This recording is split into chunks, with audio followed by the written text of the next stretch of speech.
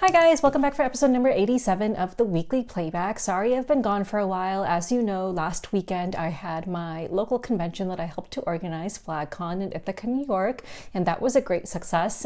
So definitely the first of many local conventions to come, many FlagCons to come, but I'll talk about that towards the end of the video. And if I look tired or seem groggy, it is because I am. I just had my friend visiting, one of my best friends from law school visiting for the weekend, and they left today. And also I've just not been getting proper sleep because of what's happening in Palestine, the genocide. So, you know, I just stay up late consuming media about what's happening, and yeah, just not been getting proper sleep. But we can talk about that later as well. So for now, let's talk about the games that I played. Now, I actually didn't play any games in the last week since FlagCon. So all of these games I've played, they have been played either at FlagCon or before then. So apologies if my memory is not the best right now. So anyway, so let's get into the games that I played. Let's talk about Septima. So Septima is a game for 1 to 4 players designed by Robin Hegedus, and it's illustrated by Vilo Farkas, and it's published by Mind Clash Games. Now this is a simultaneous action selection game. Each player is going to have a set of cards, and let me just show you one set of cards as an example. I literally just pulled everything out so that I could have them ready to show you guys, but now I don't know where I put them. Wow, I literally, oh, here they are. Okay, here we go. Sorry, I think Toffee was just here. All right, so each person is going to have a set of cards, and in each round, so there are 4 seasons in this game, and within each season, there are multiple moon phases, which is basically a round. So in each moon phase, you are going to end up selecting a card from your hand to play. So of course, you know, it's like a, it's not a deck building game. It's just a game where you're going to have all of these cards, but once you play it, you will discard it and not be able to use that card again in the round, unless a certain card comes up. So the various actions are to recruit. So recruiting allows you to send a loyal citizen into the crowd, and we'll talk about what that means. There is collect, in which you can collect all adjacent lunar ingredients and crystals on the board, and I'll show you what that means. There is brew, where you can brew up to 3 potions. So you're going to be brewing potions because you're trying to cure some sick patients that are on the board. You can move up to 3 spaces with your leader and collect 1 adjacent ingredient. You can plead, you can send 1 loyal citizen from the crowd into a trial chamber and score 2 wisdom, because in this game there are witches that end up going on trial, and you need citizens in the trial chamber in order to try to save them, and so on. You can chant, you can lower your suspicion by 2, which you definitely want to do because you don't want suspicion in this game. There is a ritual. You can advance 1 space on the ritual track and move 1 space sideways. There is shapeshift, which we did not use because we did not play with the animal expansion, but this allows you to change your leader into an animal and return all discarded action cards to your hand. And then there is heal, which is heal up to 2 adjacent patients. There is remember, perform the main ability of an action card in your discard pile. So those are all the actions, and at the bottom of each action card you'll see a symbol of 2 hands shaking. That means if you matched the action of another player or the Septima on the high board, on the main board, then you will get to perform that bottom action as well. So the main board looks like this, and it also shows you the round tracker at the bottom, which I'll show you in a minute. So here is the main board. So you are going to have your leaders placed out onto the board, and you are going to be moving between hexes. So actually you're not landing in the hexes, you're actually landing on spots between them, like in the corners. So you can see like which ones you're adjacent to. So you'll be moving between hexes on the lines basically, and you're trying to go to various locations in order to heal patients that you're adjacent to and to collect resources in order to brew potions. Down here you'll see the moon phase tracker. So at the beginning you see that everyone will be selecting a card, then you'll be resolving the card. You'll check to see if you matched the same action with anyone else or with the Septima, which will be indicated right here actually. And then you will roll a die if you did match the action with the Septima, in which case you will have to, I believe, it depends on what happens. I think if you, so if you roll a die, you will then move one of the bad guys on the board, and then you will see if they reach you, and if they reach you, then I believe you will move a witch from your coven into the trial chamber. Yes. So, that may not happen if you roll a die. They may not reach you, depending on how many spaces they move. And then after you do that, let's see. Yeah. You are going to then change so on the board in the Septima over here, there's always going to be a tile, or whatever these are called, that shows which action is going to be activated in the current round, and you'll also see what is coming up. So for example, it looks like this, and on the back it'll show you the symbol of various cards, so that you know which action is coming up. So if you end up matching the Septima or another player, you have to increase your suspicion, which is what will cause you to roll that die. So, and then there are patients throughout the board, which will look like this. So at the beginning of each season, there are going to be patients which are placed onto the board, and you are trying to cure them. And on your own player board, when you cure a patient, you will be going up certain tracks. And by going up these tracks, you will be gaining points. That's a way to gain points and special actions as well. You will start the game, I believe, with 1 or 2 witches. I can't remember if it's 2 or 1, but here are some examples of witches. And witches will give you special abilities. So they'll give your coven a special ability, and it'll indicate on the witch itself when you can use your special ability. So yeah, so you'll have witches, which you're trying to get. Now, the number of witches is important because at the end of the game, you can only score according to how many witches you have in your coven. So you will be adding, so let me just actually check how that works, because I remember someone couldn't score everything because they didn't have all the witches they needed, and my coven was full. So yeah, so here we go. It's your objective card. So each person has an objective card at the beginning of the game. And then when you're evaluating your objective in your book of divinations, you may choose a number of different objectives to score up to the number of witches in your coven. So that's why you want to try to have a full coven. So if you end up having a witch that is sent into the trial chamber, by having loyal citizens in the same trial chamber, you can try to rescue that witch. You need more loyal citizens in the trial chamber than there are angry citizens. So there are angry citizens in this game, and they end up getting placed into the trial chamber as well, which are just these plain red color. Someone accidentally left a meeple of their own color, a citizen of their own color here. But you want citizens of your color first of all, you want citizens of all the player colors to outnumber the angry citizens. And then if you have the most loyal citizens in a trial chamber when a witch is going on trial at the end of a moon phase, then you will be able to keep her and add her to your coven, or him or her. So at the end of each moon phase, not at the end of each moon phase, you're actually going to check and see whether a trial occurs. So you may have 1 or 2 trials each season. So in each season, there are a number of moon phases. So there's 4 seasons in this game and a number of moon phases. And all the actions, the whole sequence of events that I talked about happens in a moon phase. So in each moon phase, everyone's going to select a card. You're going to see if you matched with anyone else. You're going to take the action on your card and then roll a die if you have to, and send a citizen into the trial chamber if you have to, and so on. So you're going to do that in each moon phase.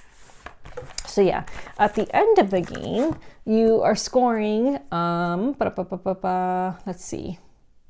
Oh yeah, let's talk about trial resolution. So you're going to place, so it says trial resolution, place angry citizens into the crowd based on all player suspicion tracks and from the patients, if any.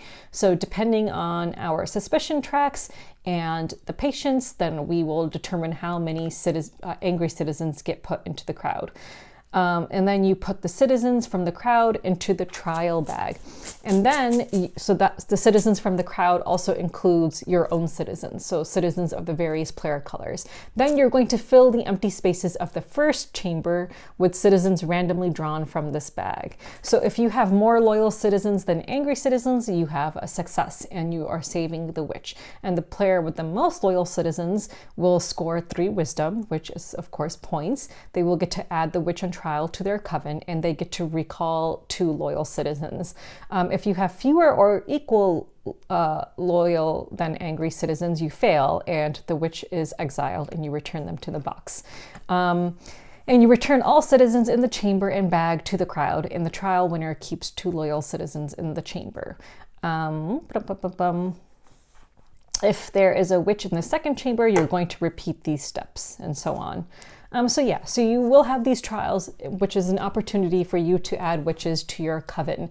And again, you want a full coven so that you can hopefully score all of the objectives on your secret objective card, which you were dealt at the beginning of the game.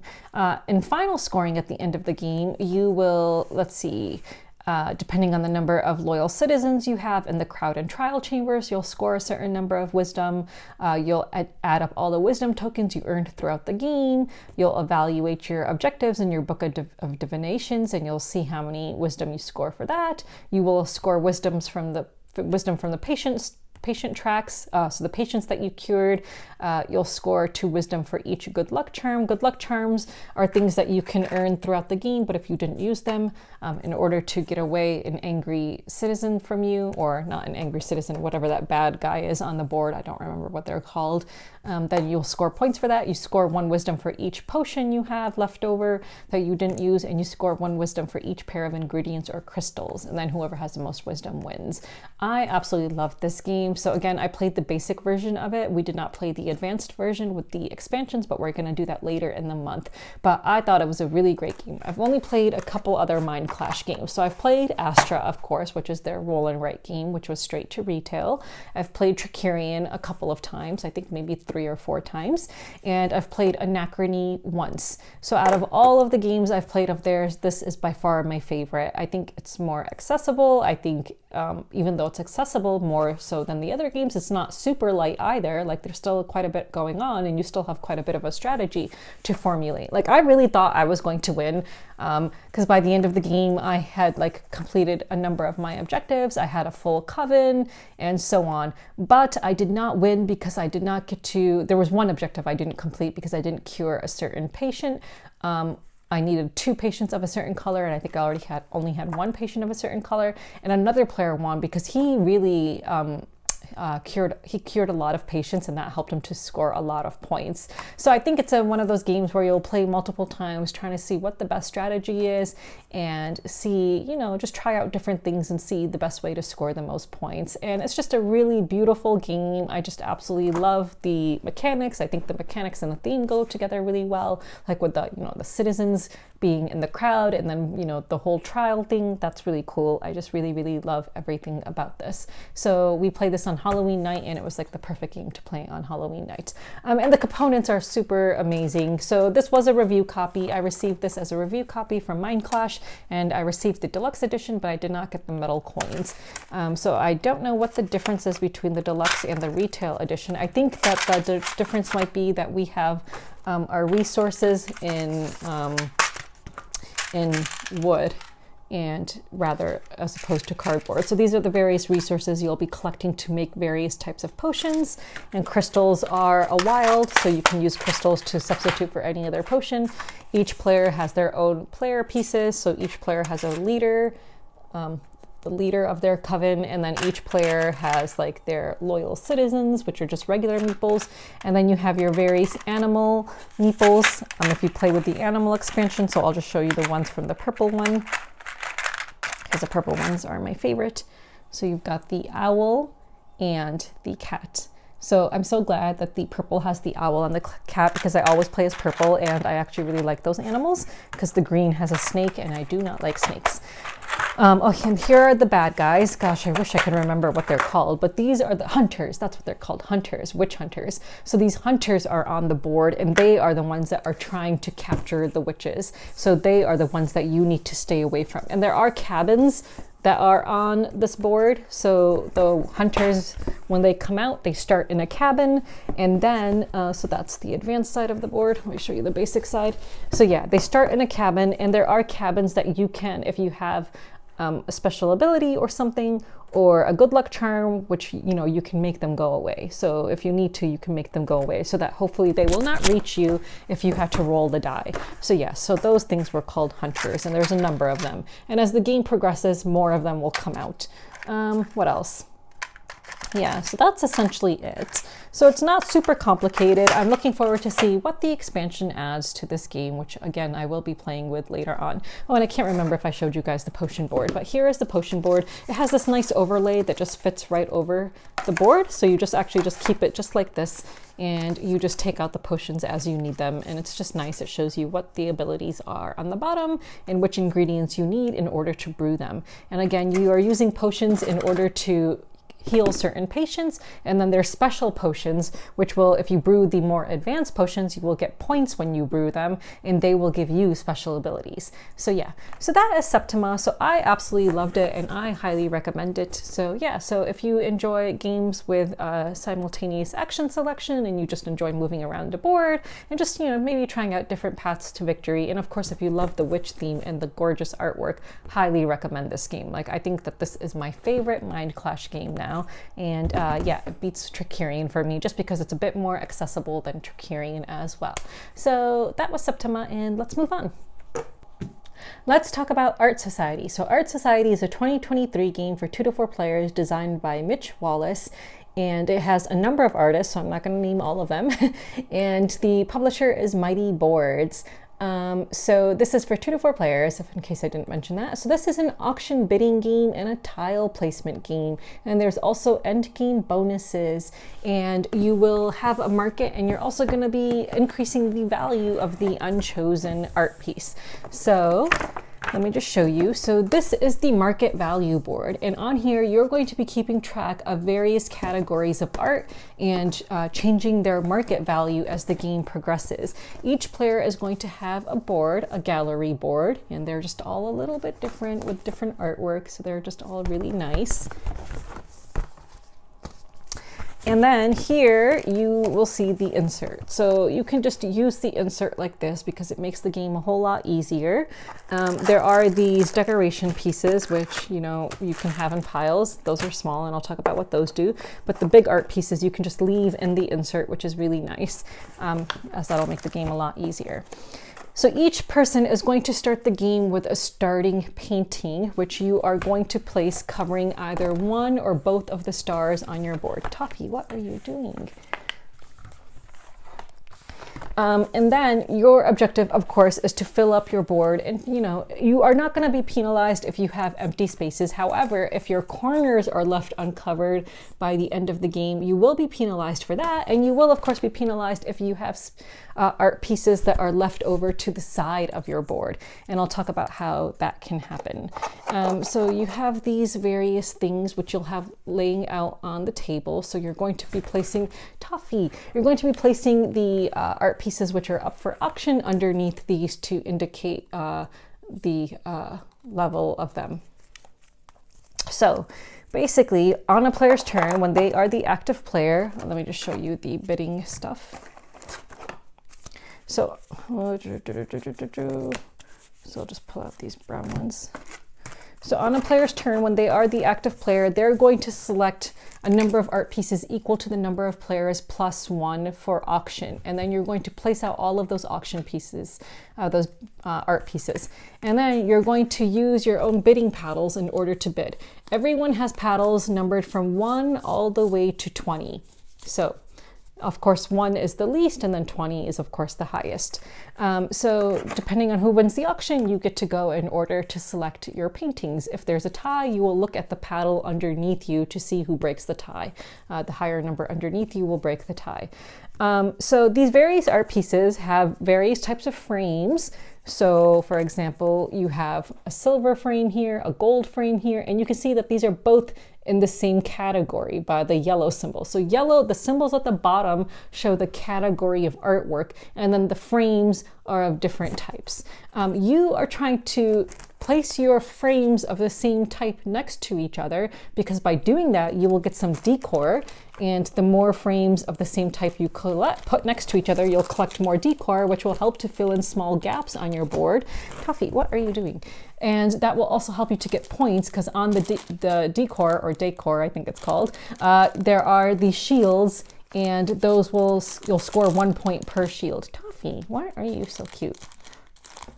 So for example, here's a level 1 decor and it has 1 shield on it. So for that being on your board, which will help to fill in a space, you will get 1 point. So you want to make your art pieces be next to the same type of frame so that you can score to get those decor tiles and place them, but you do not want the same category of artwork next to each other because then they will not score. That is called a faux pas. You don't want artworks from the same category to be adjacent to each other. So you don't want those faux pas. What else? So yeah, if you cannot or do not want to place an art piece, you can place it into, you can have your person hold that art piece and you can place it later. You can always then later trade that art piece for a leftover piece next to this market value board. So a leftover piece of art, because there's always going to be one left over at the end of a round, will go next to its category here, and it will increase the number of its value by that many spaces. So for example, if it was a level 7 art piece, you will go up by 7 spaces on the market value track. And the reason you are, you're keeping track of the market value of different categories of artwork, because then the art pieces in your own gallery are of course going to be worth money at the end of the game. So you are checking to see how, much your own gallery is valued at based on the types of artwork. So you are also kind of influencing the value of different categories of art by what you are not selecting. So if you are the last player to select an art piece from the available pieces because you bid the lowest in that round, you will get to influence the market value of a certain category of artwork in that round because you were the last person to select. So basically that is the gist of the game. It's a really great game. The end of the game, so you may, and actually where's the rule book? Because you may end up having some pieces that are left over, excess tiles, and that can be a trigger for a game end. So let's talk about excess tiles. Yes, excess paintings. So again, if you can't fit a piece onto your gallery wall, you can give it to your assistant, as we talked about. If you don't want to give the painting to your assistant, or you can't because they already are holding a painting that doesn't fit onto their wall, then you can exchange the painting for one of the same type. So it has to be the same category of painting that is the same color, symbol, and then you have to place that painting. And the exchange does not affect the prestige of that painting type on the museum board. So it will not affect that painting's value on the board.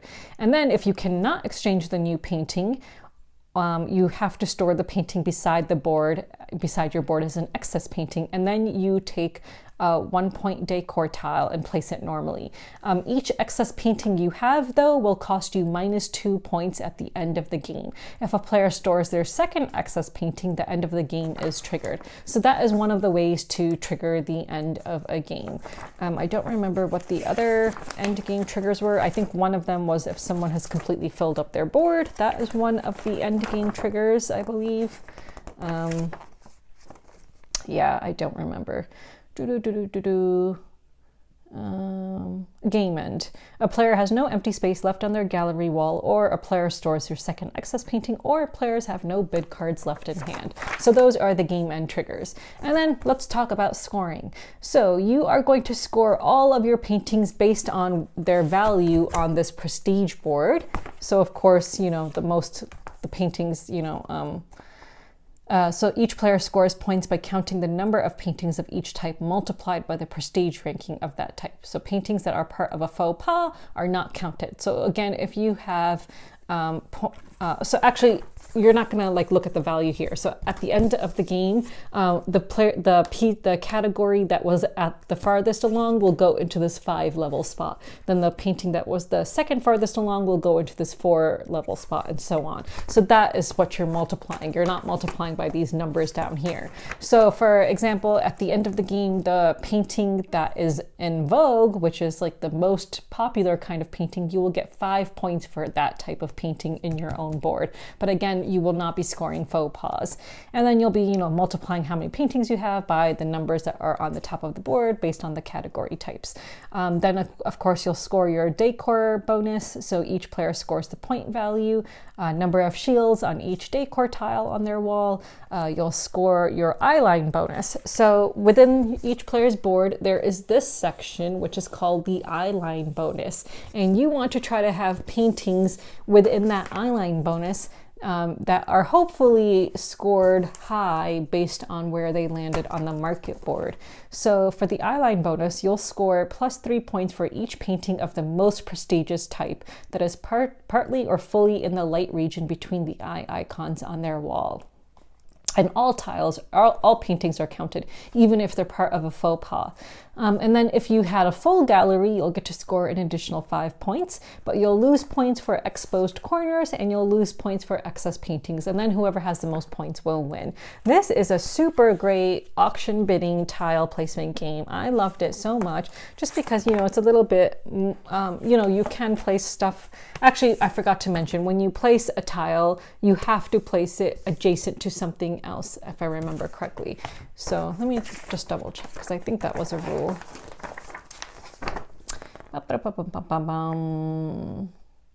Placing tiles. Yes, it must touch at least one other tile along a flat edge. Corners don't count. And it must be oriented so the artwork is the right way up, always with the type label at the bottom. Yeah, so you're always placing it so that it's always adjacent to something. But again, you have to try to avoid those faux pas. So you are trying not to get the same category of paintings next to each other. And I like how, you know, it's one of those games where you are also influencing the value of the various types of paintings based on what the player in the end does not collect. So in that case, it's in that way, it's kind of similar to the game Evergreen. If you've ever played Evergreen, which is a game in which you're placing trees and stuff onto your own board and you're selecting various types of climate cards or area cards that show different types of climate or weather. I don't remember what that is called, like different types of regions like arid or wet or whatever, you know what I mean. So you're selecting those cards, but whatever is left over at the end of the game is going to, at the end of the round, is going to affect the value of a certain thing. So it's similar to that in that respect.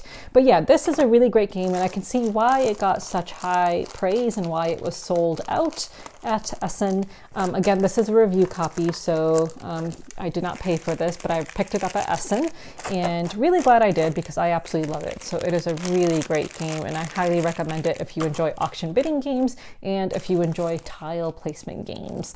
And you know, I feel like if you enjoy art games like modern art or other art games like that, you will definitely enjoy this game for sure. I think it would, you know, actually, I don't own modern art, but if I did, I think I would rather play this than modern art if I had to pick. So yeah, so that was Art Society. So check it out if you enjoy auction bidding games and or tile placement games. So let's move on.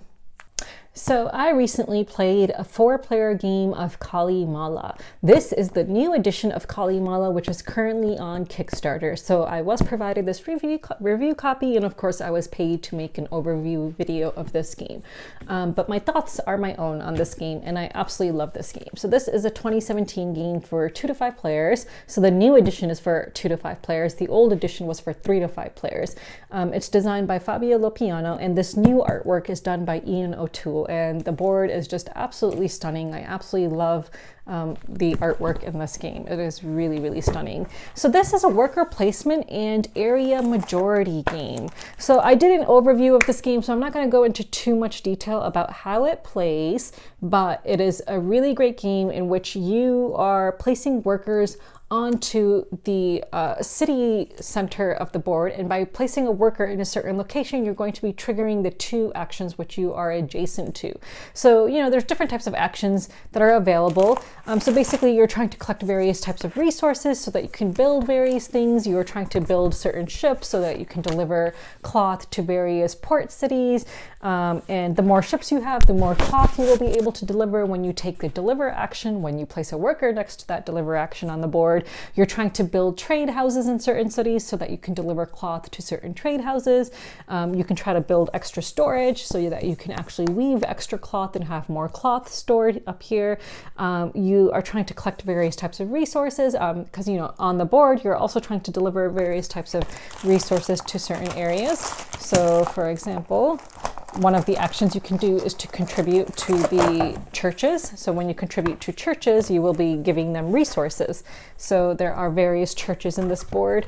So you'll see that here's a church, and then it has spots for various resources. So you can contribute resources to the church. And when you contribute resources, and anytime you place something on this board, it's going to be one of your own cubes. So each player is going to have cubes in their own color. So you will be placing your cubes on those various sections of the board when you contribute resources or deliver something. And because it's an area majority game, you're going to end up scoring all the various regions on this board. Every region will be scored at some point, and some regions will be scored more than once, in fact. You're going to have scoring tiles here, and those will show you which regions are coming up to be scored next for area majority, to see who has the most cubes there. So you can always try to, you know, prepare ahead of time and try to start focusing on areas that you know will be scored sooner rather than later if you want to. So churches you're trying to contribute resources to. There are statues which you can contribute to by giving them marble. So there are statues, and again, here are the various cities that you're delivering cloth to.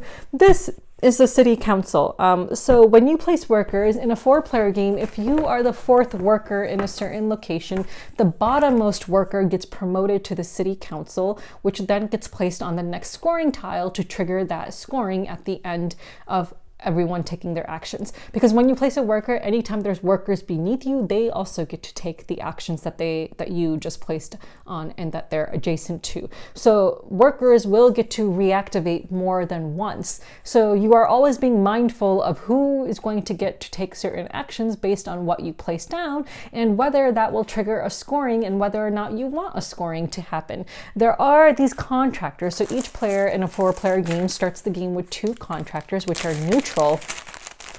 So those will not reactivate, but if you are the player who causes a neutral contractor to come out and be placed at the city council, you will be replacing the contractor with one of your own workers. So you will actually end up going to the city council, but they do not reactivate in terms of actions because you don't know who they belong to.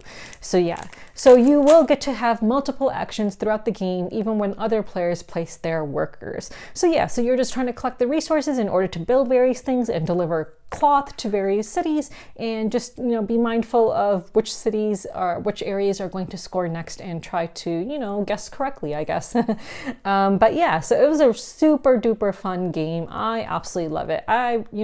In a world of increasingly complex games, with games that have so many complicated rules for you to keep track of, it was nice to play something that has very simple actions, but that, you know, where your actions are very impactful still. So when you place down a worker, you're still very mindful of what that means for you and what that means for other players. And I like games like that, where the actions are really simple but very impactful, and you really need to think about it. So yeah, super great game. Highly recommend this. I absolutely loved it. So if you have never played Calimala before, highly recommend it. I did not play with the expansion that it includes.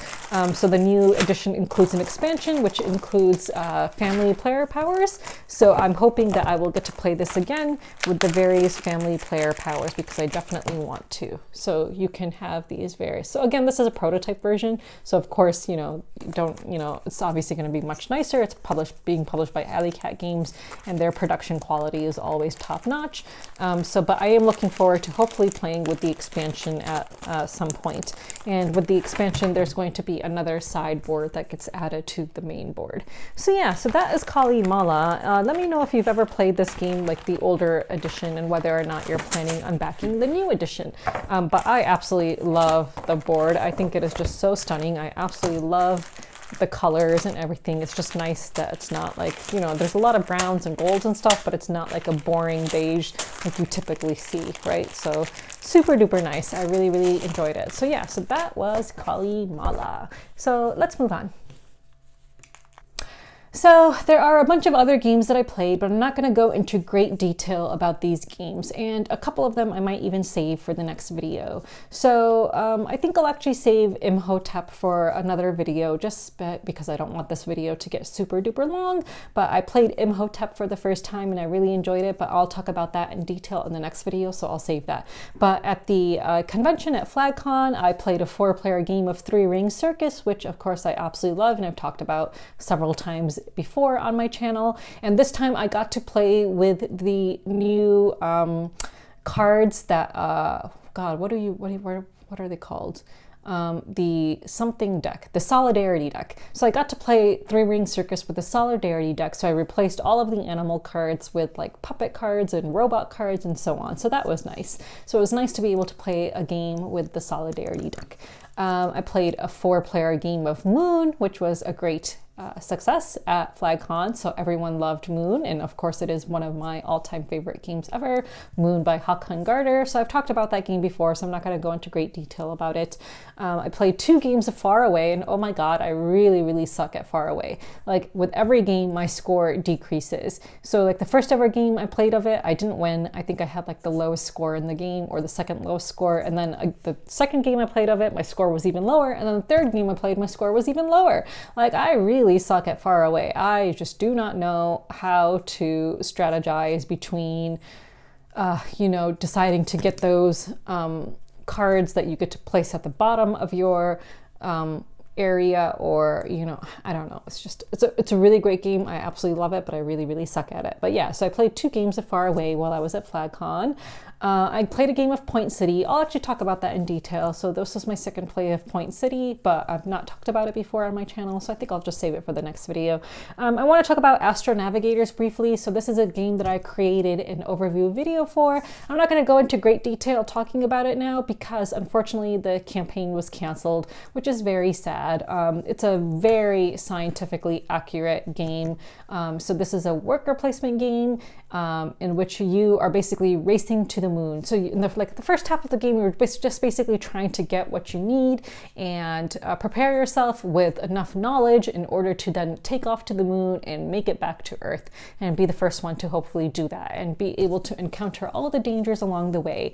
So in this game, you're observing constellations, you're observing planets and so on.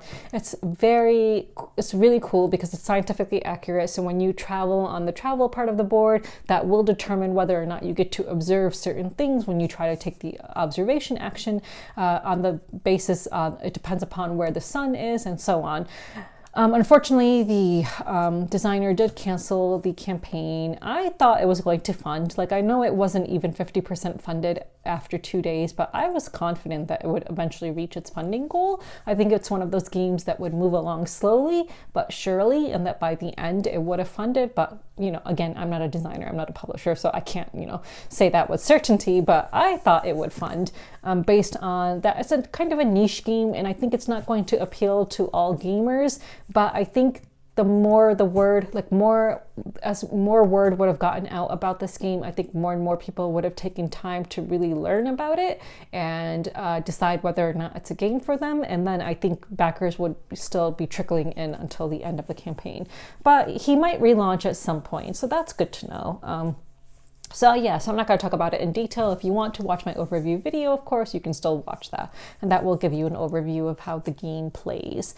So yeah, so let's move on. Oh, I also played Petrichor. I played a 4-player game of Petrichor, which is one of my all-time favorite games. It's an area control game in which you are influencing clouds and moving clouds around the fields and trying to water different fields and cause different crops to grow and stuff. So it's an area control game with a very serene theme, but the area control part of this game can actually be quite brutal. So yeah, so absolutely love Petrichor. So I was excited to play that again after so long. It'd been a very long time since I played it. I think the last time I played Petrichor was in 2020. So yeah, it'd been quite a while. So yeah, so let's move on to games that I am backing. Okay, let's talk about games that I am backing. So there's quite a bit of stuff to go through, so I don't know if I should be backing all of this. But the first game that I'm backing right now is Kelp. So Kelp is a 2-player asymmetrical game, Kelp Shark versus Octopus. Absolutely had to back this. So this is published by Wonderbow Games, and they are one of the same publishers of Sea Dragons, which I recently played. Sea Dragons is a game that I purchased at Essen, which I absolutely really enjoyed. Really good game. So Kelp has artwork done by Weberson Santiago, and he is my favorite board game artist. But this game has gotten amazing reviews. Unfortunately, I did not get a chance to cover this game, but I would have loved to, and it's gotten fantastic reviews. So really looking forward to getting this game. So yeah, so I'm backing this at the, I believe, yeah, the deluxe bundle, so that I'll get all of the expansions and everything. So that's about $73. It's 68 euros. So yeah, it's not cheap, but I think it'll be worth it. Having seen how popular Sea Dragons was at Essen as well, I think it's a good investment, hopefully. And this way I won't have to buy it at Essen. I can just bring it back or have it shipped to me, I mean. So yeah, so I mean, it's a, you know, it's a toss-up between picking something up at Essen or paying for shipping. So in this case, I think I'm fine to pay for shipping for this game. So yeah, so I'm backing Kelp, which I'm really excited about.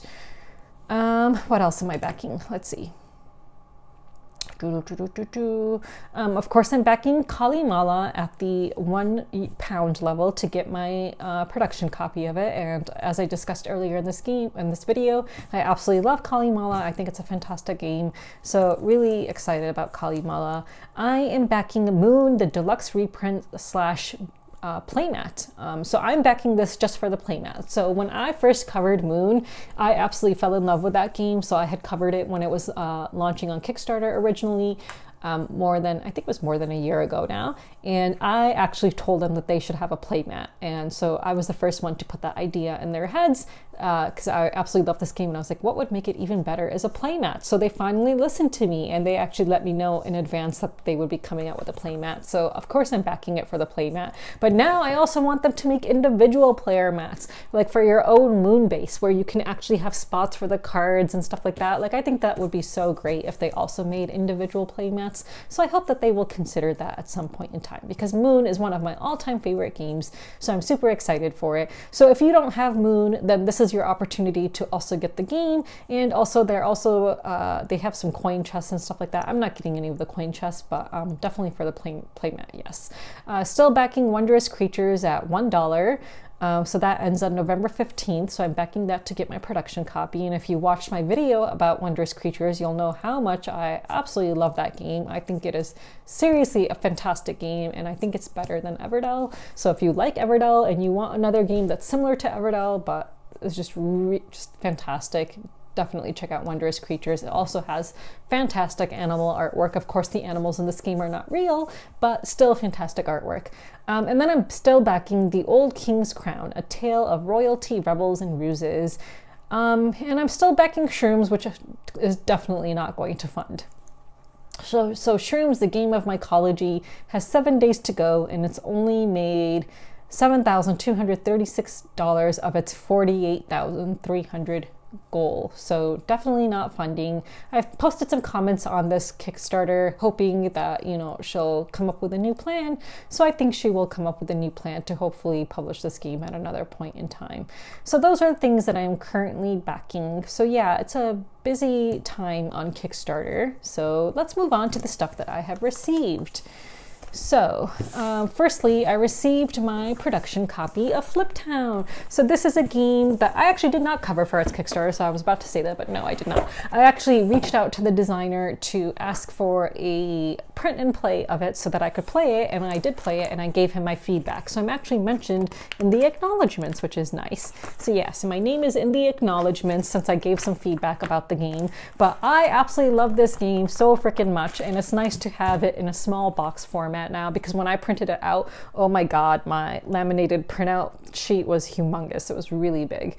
So yeah, so it's nice to have it in this nice format that it fits into a nice small box. and it's not a super duper big sheet. But yeah, I absolutely love this flip and write game. It is a very combo-tastic. Absolutely love the Western theme and the artwork on the board and stuff. It's a really great game. And it comes with some expansions and stuff that, you know, when I played, it didn't have. So I'm looking forward to trying it with these various expansions and stuff. And then of course the regular deck of cards. So you just need a regular deck of cards in order to play this game. And I think it actually comes with this. So I don't think you had to pay for it because you can't play the game without a regular deck of cards. So I believe that that's just included with the base game. So yeah, so super excited for FlipTown. It's super portable, so I'm really looking forward to playing this. What else? So, some of my recent Button Shy games that have arrived, the Royal Limited plus expansions. I really need to start playing my Button Shy games more often, or at all, really. So I have a number of them that I still haven't played. I got the expansion to Ugly Griffin Inn and an expansion to Unsurmountable, which I actually have not played. So I haven't played any of these. So I got the expansions, but I still haven't played the base Button Shy games that I have of those. So I should really get those out at some point and start playing them. I got my production copy of Arborea, which I'm so excited about. Or is it Arborea? I always say Arborea, which sounds kind of weird. But this game, I absolutely loved it and I'm so excited. The rule book is so nice. Oh my God, it's like one of the nicest quality rule books I've ever felt. Really nice. So I am able to fit everything inside. I did put some stuff in bags just because I thought that it might be nice to keep the cubes separated, but I don't even know if I really needed to do that. So you have these nice little inserts to hold all of the various animals. Oh, actually, let me see if I have one nearby.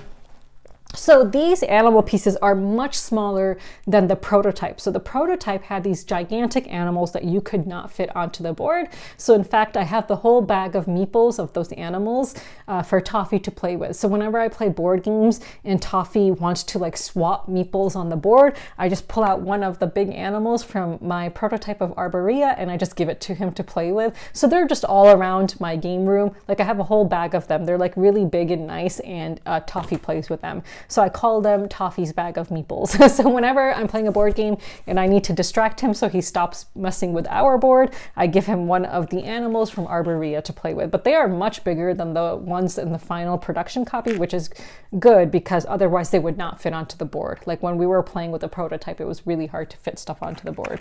I know that people complained about these inserts because they're kind of backwards. So you'll see like on the bottom of this, you'll see it says 3A, and then on the back of this, you'll actually see the symbols that were supposed to be on the bottom, and people are complaining about that. Honestly, it does not really bother me. Like, yeah, it's not the prettiest thing to look at, but they're still functional. And if, you know, if Alley Cat Games is now going to spend money on trying to replace these for people, that obviously is going to make something down the line a bit more expensive. Like that's how it's going to work, obviously, because they're going to need to come up with that money somehow. So honestly, I think that they're functional, and you know, people should maybe not complain about it. But again, I didn't pay for it, so you know, well, it's probably not for me to say, but they are functional still. And then all these cards. So yeah, so those fit in. And then of course at the bottom, you'll have like underneath these, you'll have the various boards, which I'm not going to show, but it's very colorful. Just think of like Bitoku, like super duper colorful. And like you have these player pieces. Yeah. So yeah, super nice inserts. Like really like how everything just fits very nicely. Really, really nice. So Arborea arrived, which I'm super excited to hopefully play soon.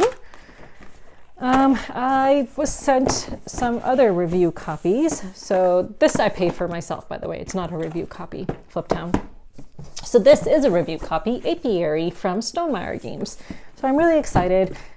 Jamie Stagmeyer reached out to see if I would like a review copy of this, and I was so grateful because in a previous video I mentioned that I had recently gotten another review copy from Stonemaier Games and I was not given the option to select Apiary, which I was so sad about. So I was really happy when he reached out about it. So super excited about this. Like the theme and everything just seems like a game that will be up my alley. So really nice rule books, like really nice quality. In fact, it feels just like the quality of the Arborea rule book. Really nice. It's got these. So it's a worker placement game with bees in outer space. That's basically the extent of what I know. So big giant colony board, which is double-sided. So I'll just show you this side because I don't want to have to flip it around. And then really nice insert. So let me just show you the insert. So it comes with really nice components. So there's a bunch of different tiles in different colors, like there's blue, yellow, red, and green. There are these docking mats and stuff. There are a bunch of different resources and different kinds of, different types of resources. So like water and other kinds of stuff, I presume. There is this big giant bee, which will be on a stand. I saw someone had painted this and it looked really nice, having seen someone's painted bee. And then the different player colors. So you have bees in different colors, and then the hibernating bees in cardboard. You have these various tiles. Yeah. Oh, actually, those are paper, and then these are the tiles. Okay, not just paper like cardstock. You know what I mean? It's like cardstock. Yeah. There's some other tiles, but let me just show you some cards if I can get them out. And then here are some cards. So yeah, I do not know how it plays yet, but I'm super looking forward to this. From what I've seen, it's gotten good reviews, so looking forward to checking this out. Yeah, so that arrived. So this is a review copy. And then, let me try to, oh, what goes here? Will this fit? Let's see. Yes. All right, and then lastly, another review copy that arrived, which is from Osprey Games, and I'm really looking forward to playing this, which is Sankore. So Sankore, the Pride of Mansa Musa, designed by Fabio Lopiano. So this box, if it looks familiar to you, is because it looks very much like the box of Merv, which is also by the same designer and same publisher. So, I kind of like how it kind of like looks like the same, the same kind of style, so that, it's kind of like a series almost. And I absolutely love this box. I love the Arabic writing here that you can see. I love how they are publishing games that have to do with like the Middle East and Africa and like Muslim cultures. So I absolutely love Merv, and I'm really looking forward to playing this. I know that a reviewer who I watch has given it not so great reviews already, The Broken Meeple, but oh well, I'll play it and still see what I think about it for myself. But here is the main board. Oh, this is humongous, so I don't know if I'll be able to show you the whole thing. Oh my gosh, okay. This is a really big board. Okay. Can you see it? Okay, yeah, so that is the main board. Very beautiful, very colorful. It reminds me a lot of the Merv board, although I don't remember how big Merv's board was now. I think it was maybe about this size too as well. Let me just show you the inside of the box. It comes with a nice insert, so I have it like this. So these are different, I think these are, no. Yeah, I think these are player boards. So they have these like cutouts for various components that you'll be putting in them. Here's this bag, and then I think these are also player boards. And then let me show you the inside. Okay. So all different kinds of stuff in here. You have different player pieces, which are really cool. Like you've got different kinds of buildings, like of different sizes and shapes and stuff. Like many different buildings. There's multiple different kinds of buildings. Each person has a camel token. So the different player colors are red, white, yellow, and blue. You have all of these books, which are really cool in different colors. You've got like these different kinds of people, meeples. Just lots of cool stuff in here. Let me just show you some of the cards. So there are some small cards. This is the back, and then the fronts of the cards. Yeah. There is, I think this is probably the first player marker. That would be my guess. and then some player aids, and a bunch of other kinds of tiles and stuff.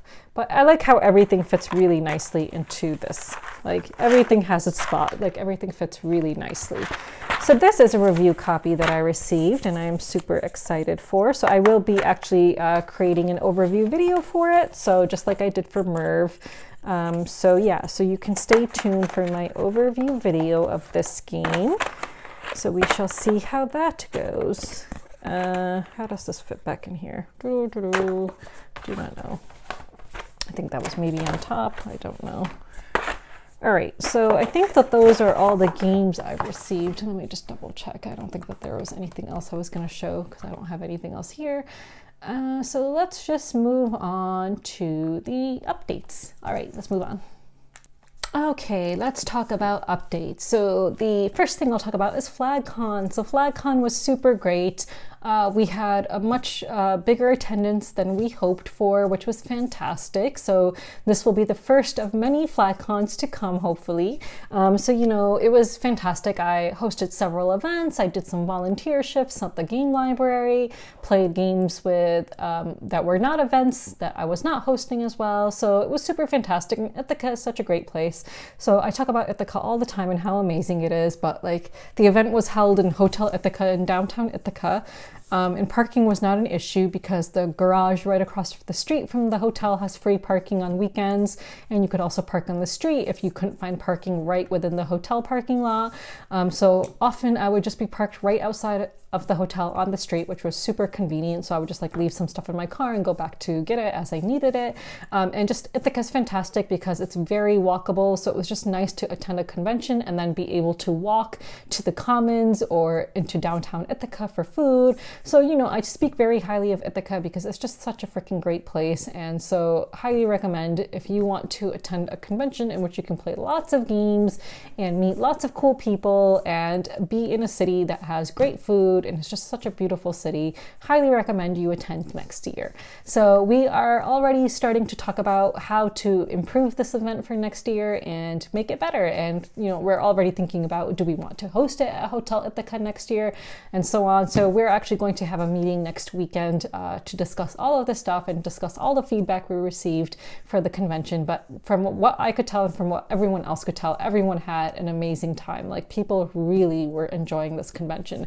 It turned out to be so much better than we could have ever imagined. Like it was fantastic. And yeah, just really proud to have been a part of this and a part of organizing this convention.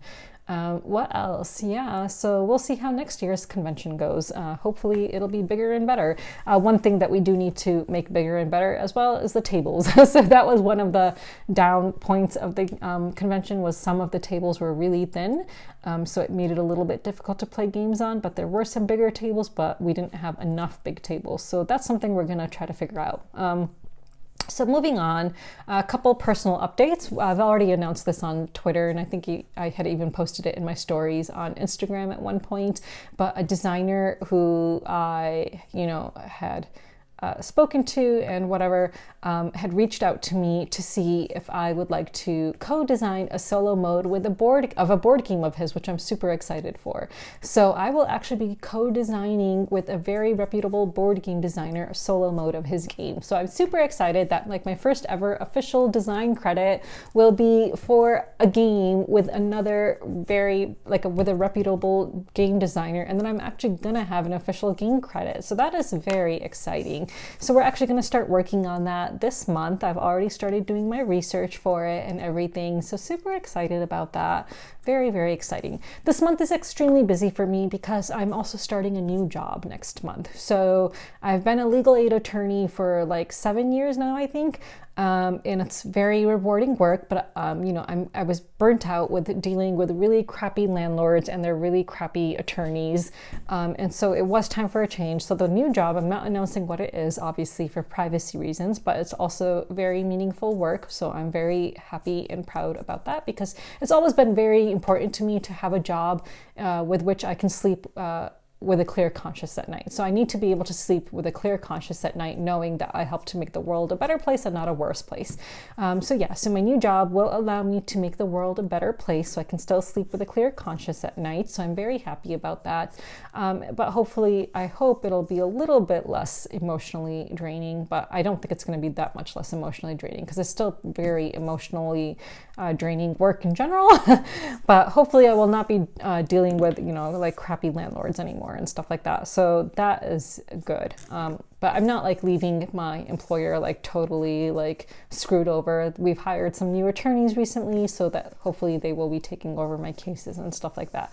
But I have a lot of stuff to wrap up before I start my new job. So yeah, so those are some updates.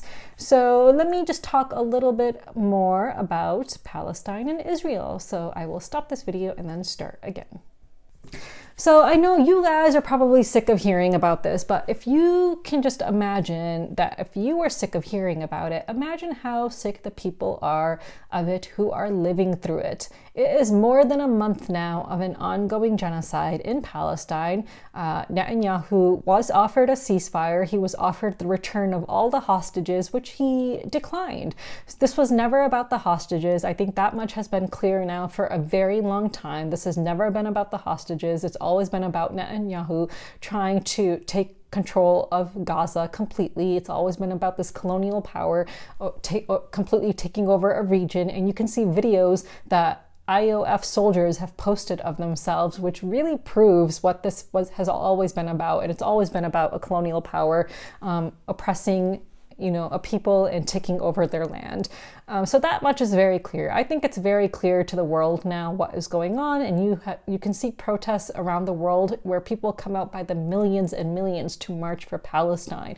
I have continued to see really horrific footage of Palestinian children just decapitated, having had their limbs blown off and just dying, and it's just horrific. So I know that Shaun King is a controversial figure. So, I know that there's a lot of Palestinian activists who say, do not follow him, do not, promote his videos, do not like retweet his videos or whatever, or reshare them on Instagram. But I have been, because as controversial as he is, and, I think that some of the claims that people make about him, I don't know too much about him, to be honest, but I believe that some of the claims that people have made about Shaun King is that he tries to basically monetize tragedies and make money for himself off of tragedies like this and other movements that have happened, throughout that he's been a part of, whatever. So that he tries to monetize things. That's been the claim, I believe. So that's why people, do not want others to follow Shaun King, but I follow him because he has been posting a lot of raw footage from Palestine that a lot of other creators would not post, because they are extremely graphic, they are extremely gruesome, but I think it's important to see. And so I do repost some of those in my stories, but it's always the first slide, which gives you a warning about what you will see. So if you click on that, then you could go to Shaun King's profile and you can see the actual footage that he is posting, and it is beyond horrific. Like, you will see Palestinian kids that have been decapitated. You will see kids that have like half of their entire head missing. You'll see kids that have lost their limbs. You will see really horrific, gruesome things, because by now we know that over 4,000 children have been killed, and those are only the official reported numbers. Those are the official numbers. There are far more people whose deaths have not yet been reported. People who are still trapped under rubble, people whose names are not known, so that you cannot officially report them. That's why in Palestine you'll see people writing their names with marker on their arms, so that if they're killed, they can be identified. However, you can't be identified if your limbs have been blown off or you've been, decapitated. If your head is missing from your body, what good is it, at that point in time, if you've lost your limbs and stuff like that. So these kids are dying in the most horrific of ways. I honestly don't know how people can just go on with their day-to-day lives knowing that this is happening and not say or do anything about it. I've talked a bit about this with my therapist and stuff like that. So we talked a little bit about empathy fatigue and trying to conserve your energy for causes that you can make a bigger difference in. So I am doing my best to make a difference in this, because all the Palestinian activists and the people who are professionals are saying that by sharing this, it's making a difference. Like, that's what they need. They need people to keep on sharing about what's happening, keep on raising their voices about the genocide, keep on, not stopping, not getting fatigued, and not stopping and moving on to the next thing that people are going to talk about. We need to keep on raising our voices about this so that we can hopefully get that ceasefire and cause all of this death of innocent Palestinians to end. So it's important. So that's why I'm not stopping. That's why I still consume a lot of media and then share as stories the stuff that I think is important to share. And I'm not going to stop. I'm not going to stop. It's very important to me. And I've seen so many people, even Westerners, not just people of Middle Eastern origin and not just Muslims, but Westerners, like white people, non-Muslims, who have said that this genocide has forever changed them. It has made them realize that there are people in this world that just truly do not care about human suffering, and they're forever changed because they realize what's important in life. And, I've seen people, this is not as serious, but I've seen people say that they could not even see themselves being with someone who doesn't understand the importance of Palestine liberation. They are saying that they would never even date someone now who does not say free Palestine and cannot see what an important cause this is. And I totally get that. This is a life-changing event, even if you are not in Palestine. To witness a genocide happening before your very own eyes that you are witnessing, and saying everything you can to try to get these people in power, to try to bring this death and destruction to an end. It's a life-changing event, and it does impact you even if you are not in Palestine right now. And for me, I do think it is extremely important for me to hopefully have a partner who believes in a free Palestine. I've actually already updated my Bumble profile to say that. I actually wrote, we are meant to be if you agree that Palestine needs to be free, because I cannot now imagine myself being with a partner who just is indifferent to causes like this, who is indifferent to the killing of an innocent people, to the genocide of an innocent people, someone who is just indifferent to colonialism, and I just don't know how I could be with someone like that, because it is very important to me. And we are still seeing a lot of silence from the board gaming community. So since this is, of course, a board gaming channel, and this is the community that I am a part of, and I'm talking to you guys who are a part of this board gaming community. So of course, I'm going to link all of this back to the board gaming community. So of course, I'm still going to talk about the hypocrisy and the double standards that exist in this industry. Now, I've seen from a lot of people who are talking about this genocide, professionals and people who, have careers around reporting and stuff like that, who have said themselves on their own social media platforms that silence about this is complicity. They are no longer going to, allow people to be silent about a genocide and act like it's completely okay, because it's not okay. It's really, really not okay when you have at your fingertips the ability to seek out knowledge, seek out the truth, see what is happening, and still be silent about it, and still be indifferent about a whole genocide that is happening. Yeah, in the board gaming community, that is mostly what is happening. There is still complete indifference and silence from some of the biggest names of the industry who claim to care about humanity, who claim to care about human rights and all these important issues, and they're still dead silent, and it's disgusting. So again, I'm going to still call out Eric Lang. I noticed that he had posted on Blue Sky weeks ago, Brown Lives Matter, and that's the extent of his support for the Palestinian people, just saying Brown Lives Matter. That is disgusting. Dude, no, you need to step it up, and you need to stop being a sellout, and you need to start talking about this genocide. But they're not going to, because they're sellouts and they don't want to upset their Zionist friends. I'm just remembering when Black Lives Matter was a big deal, and when the Ukraine-Russia war was a big deal, or when people are talking about trans lives and they're talking about all these other causes which are important to them. They would tell people to actively defriend people who are on the wrong side of history, who are on the wrong side of those causes. Yet here they are still keeping friends with people who are still posting Zionist propaganda shit, still posting Islamophobic shit, and they're still friends with them and not calling them out on it, when in the past they would tell people, you need to call out these bad actors, you need to call out people who, you know, are on the wrong side of history. But here, still complete silence. They're not saying anything. They're not saying Palestinian lives matter. They're not saying free Palestine. They're not posting videos or any articles about the genocide. They're not retweeting Palestinians and retweeting and amplifying Palestinian voices. They're not doing any of that. They're just staying completely silent and still following all of their Zionist friends who are spewing propaganda shit on their own profiles. Like, I can still see that. I could still see these like Zionists on Instagram in the board gaming community, one in particular.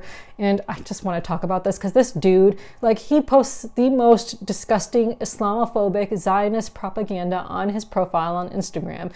I've never commented on it. And then he would come onto my post and post all these comments saying how I'm anti-Semitic, I'm this, I'm that, I'm ashamed to the board gaming community, blah, blah, blah, just would not shut up about how I am the absolute worst anti-Semitic person he's ever come across. And I'm like, dude, just stay on your own profile. Like, I've never posted once on your profile on all of your Islamophobic and Zionist garbage posts, but now here you are on my profile calling me anti-Semitic. Like, how many times are these people gonna use these old, stupid, like, you know, propaganda like talking points? Like, being anti-Zionist is not the same as being anti-Semitic. Like, are all the Jewish people who are members of Jewish Voices for Peace anti-Semitic then? Like, that makes no fucking sense. Like, I'm just so sick of these Zionists and these stupid idiots and the people who will just not call them out for it, when in the past they would call out any bad actors or anyone who supports the wrong side of history. But here you see nothing but complete silence and complicity. So I hope that, you know, further down the line, that people will remember this, and that you as a consumer of board games and media will remember who was on the wrong side of history, and remember who the hypocrites are, remember who the people are with double standards, and do not support them. Don't support their content, don't buy their games, because they are complete hypocrites and just, yeah, they have zero integrity. So I hope people will put their money where their mouth is and not support these hypocrites and, yeah, and these people who lack integrity, like Eric Lang or Suzanne Sheldon or Rodney Smith and all of their supporters. Like, you know, all these people love to do is, you know, congratulate each other on how they are voices of diversity and inclusivity, yet when they're all completely silent about a genocide, it's perfectly fine. I mean, like, these people really make me sick. Another thing that kind of made me sick recently is, I'm not going to name the content creator because they're a much smaller channel, but I saw someone had posted a video about the top 5, I think it was called the top 5 voices of diversity, equity, and inclusion in the board gaming industry. And lo and behold, who was one of the top 5 voices of, according to them, of diversity, equity, and inclusion in the board gaming industry? Burnt Island Games and Kids Table Board Gaming, which I think is the most, I don't even have the words for it. How you can put out this video during a genocide and call these Zionists one of the biggest supporters of diversity, equity, and inclusion in the board gaming community while a genocide is happening of the Palestinians? That is just completely mind-boggling to me. It's just so absurd. I just cannot believe that they would do that. And I'm like, okay, maybe I'm thinking, you know, I'm like, there's no way that they didn't know what happened 2 years ago, because like, it was like, you know, the controversy of the time when I called out Helena Capital for being a Zionist. So, you know, just as a quick recap, 2 years ago, I was supposed to review a game from Burnt Island Games, but then she didn't want me to review it because I was making pro-Palestine statements on Twitter, and she accused me of strong-arming Eric Lang into making a pro-Palestinian statement, which complete bullshit. Now look at him. And in the end, Eric Lang and all of them blocked me because I'm the dangerous one for being pro-Palestinian. But yeah, so that was the gist of it. So Helena Kappel could not and would not say what the difference is between Black Lives Matter and Palestinian Lives Matter when I asked her that question multiple times 2 years ago. And there is a whole recording that people can listen to. So I would be so curious to have so many of these people who have actually done a 180 and who at that time said I was dangerous for my pro-Palestinian views and for calling out Helena Kappel for being a Zionist. For now, you know, I've seen certain people who back then blocked me, and I'm still blocked by them, now posting pro-Palestine posts. So I would love to know, you know, whether their position has changed on that recording, because that recording still shows how she's a Zionist, how she does not care that Palestinian kids get murdered and does not care about the occupation. And yet somehow people walk away from this thinking that I'm the dangerous one for calling out someone for not speaking up against Palestinian kids being murdered. Like, she didn't want me to review a game because I literally said Palestinian lives matter. Like, how stupid is that? Like, you're just showing how you lack humanity. Like, you don't want me to say Palestinian lives matter? Like, it's just, yeah. So, you know, and the fact that these Zionists are included on this list from this content creator of the top 5 diversity, equity, and inclusion people in the industry is really sickening. And to do that during a genocide, even more sickening. I do not have the words for it. I just, you know, I feel like all these people just collude with one another and talk about how they can, you know, support each other, and they lack integrity. Like, to, you know, to have blocked me 2 years ago for my pro-Palestinian views and called me dangerous, and now for some of those same people who called me dangerous to be posting pro-Palestine tweets. Like, for example, one of the guys from Shut Up and Sit Down, he was one of the people who unfollowed me and talked about how dangerous I was, and he's been posting nonstop about Palestine. I don't know if he still is, because I haven't checked his profile in a long time. Let me just see on Twitter if I can actually see. Yeah, so I checked it a couple of weeks ago, and yeah, he was posting a lot about Palestine a few weeks ago. Doesn't look like he is right now, but a few weeks ago he was. So a few weeks ago he was posting a lot about Palestine, and you know, 2 years ago he was one of the people who claimed I was dangerous and stuff like that. So, you know, you've got people like that who are, you know, have done complete 180s, but of course will never apologize to me for calling me dangerous for being pro-Palestinian 2 years ago. And then you have the other people who will still stay silent about Palestine and still not acknowledge that there's a genocide going on. I mean, it's just ridiculous. I just don't know anymore. It's just sad to, you know, again, as I said in the first video in which I talked about this, like, if you are someone who is silent about everything, I would prefer that than to see someone who is clearly selective.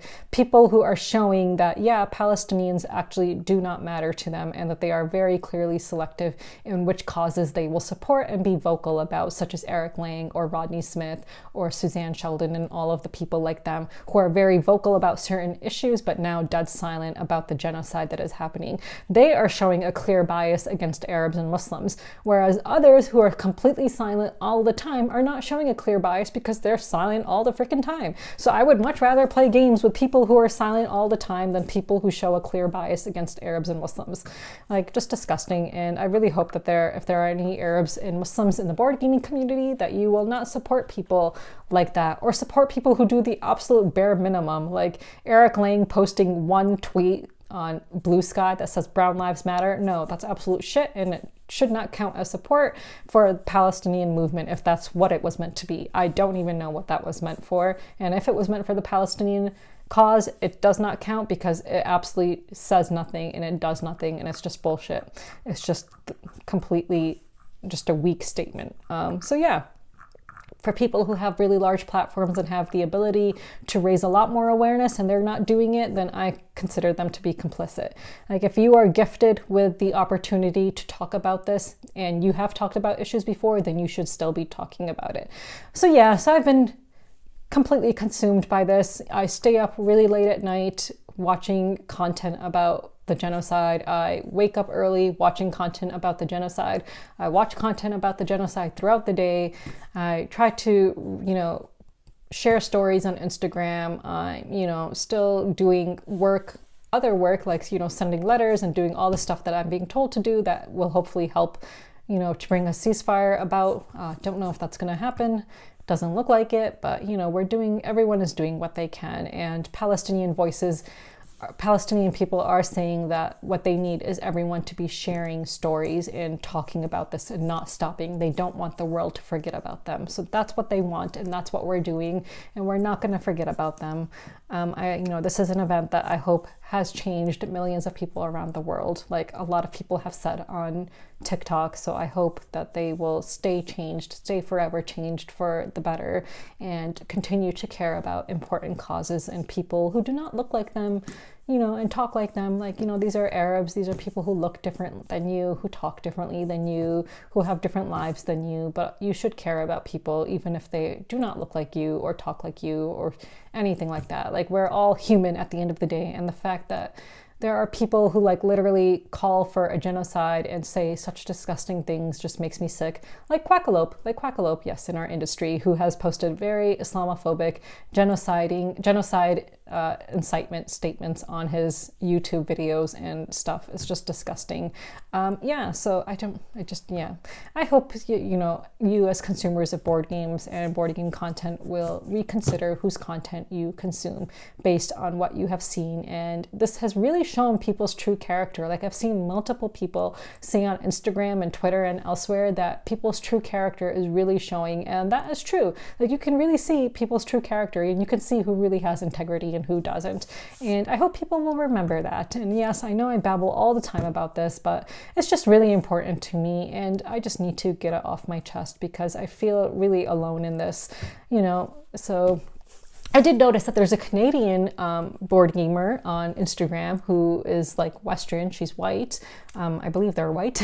And they started posting about it. So that was really heartwarming to see that finally some non-brown people, non-Arabs in the industry, are starting to post about this. Because there are Arab content creators, but again, the vast majority of the board gaming world doesn't follow these Arab content creators and board gaming from the Arab world. So no one is seeing their posts anyway.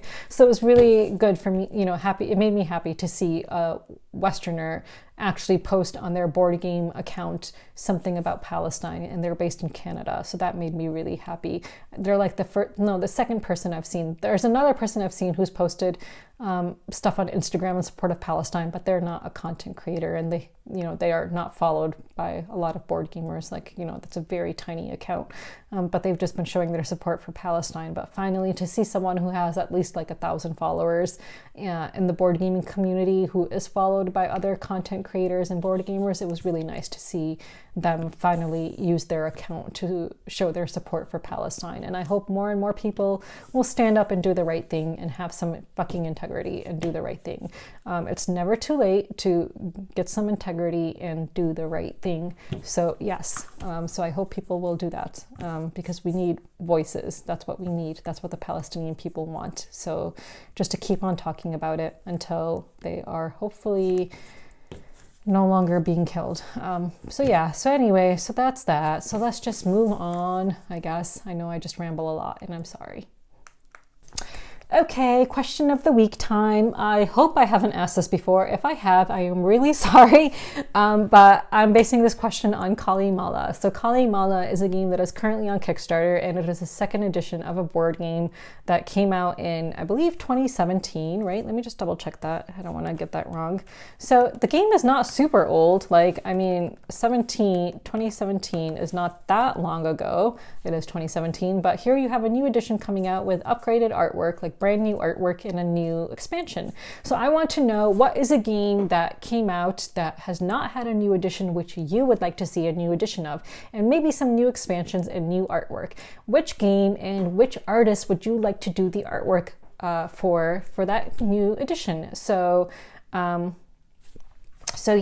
trying to think of which games I would like to see new editions of. Oh, I think I have asked this before, actually, in which case I'm really sorry, but I think I have asked this before because now I just remember which game I would have picked. So I think I did ask this, and I think my answer is 5 Tribes. If I could see a new game, a new edition of a game, I think I would like to see a 5 Tribes and upgraded artwork that is, beautiful and really captures the Middle Eastern spirit, And who would I want to do that artwork? I think it would be really cool if it was done by like someone like Vincent Dutrait or Weberson Santiago. I think Weberson Santiago could, you know, have a really cool take on the Middle East. So yeah, so that would be amazing. I think Five Tribes is like overdue for a reprint, like a new edition. Like that is like a classic game now that people really love. When did it come out? Let me see. Five Tribes. 2014, so it's even older than Calimala. Like, how is it possible that no one has thought of doing a new edition of Five Tribes yet? I mean, this is like a really like a classic game. Like, it's such a freaking good game. It's rated 7.8 on BGG. How is it possible? Like, it would be amazing if this came out with a new edition with all of the expansions included in one big box with new, beautiful, stunning artwork and new meeples. Like, can you imagine if the meeples actually looked like little Arabs? Like, that would be super duper cool. Oh my God. They should totally do that. Who wants to tell them to do that? We should get a petition, I think. Like, I would love to see a new big box edition of Five Tribes with new artwork. I think that that would be amazing. So yeah, if anyone is watching from Days of Wonder, please, you know, get on top of this right now. So yeah, so let me know which game you would like to see a new edition of and who you would like the artist to be for the new edition. And until next week, bye guys.